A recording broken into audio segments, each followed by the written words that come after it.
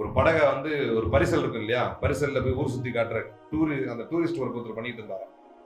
அப்ப அந்த பரிசலை கட்டி வைத்து ஒரு நாள் என்ன பண்ணிருக்காரு, எப்பவும் போல வழக்கம் போல என்ன செய்வாருன்னா, மதியானத்துல யாரும் டூரிஸ்ட் வர மாட்டாங்க. அப்ப அந்த ஒரு நல்லடியார் என்ன பண்ணிருக்காரு, தன்னுடைய பரிசலை கட்டி வைத்து எப்பவும் வழக்கமா செய்யறதுதான், மதியானம் சாப்பிட்டுட்டு அதுலயே சாப்பிட்டுட்டு கல்லுல கட்டிட்டு அதுலயே சாப்பிட்டுட்டு பரிசல்லையே சாப்பிட்டுட்டு கொஞ்ச நேரம் ரெஸ்ட் எடுப்பாராம், யாரும் வரலன்னா.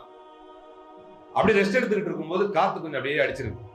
காத்து அடிக்க அடிக்க அடிக்க பரிசல் அப்படியே ஆடி இருக்கு. பரிசல் ஆட ஆட அந்த கட்டி வச்சிருக்கிற கயிறு இருக்கு இல்லையா, அந்த கயிறு அப்படியே லூசன் ஆயிருக்கு. அப்படியே லூஸ் ஆகி இவர் தூங்கிட்டு இருக்கிற நிலையிலேயே அது கட்டாயி அப்படியே போக ஆரம்பிச்சு. இவர் தூங்கிட்டு இருக்காரு, வழக்கம் போல குலுங்கிட்டு தானே இருக்கும் தண்ணியில. அப்ப அவர் அப்படியே தூங்கிட்டே இருந்திருக்காரு. அது அப்படியே போய் பெரிய ஃபால் இருக்கும் இல்லையா, வாட்டர் ஃபால் இருக்கும், அப்படியே பெருசா இருக்கும் நீர்வீழ்ச்சி.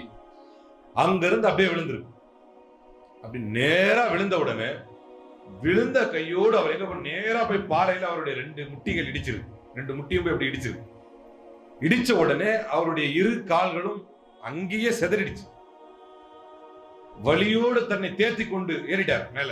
வலியோடு தன்னை தேர்த்தி கொண்டு மேலேறி அந்த மனிதர் சொன்னாராம், யா அல்லாஹ், என் குடும்பத்திற்காக என்னை கொஞ்சமாவது மிச்சம் வைத்த உனக்கே எல்லா புகழும் என்றார்.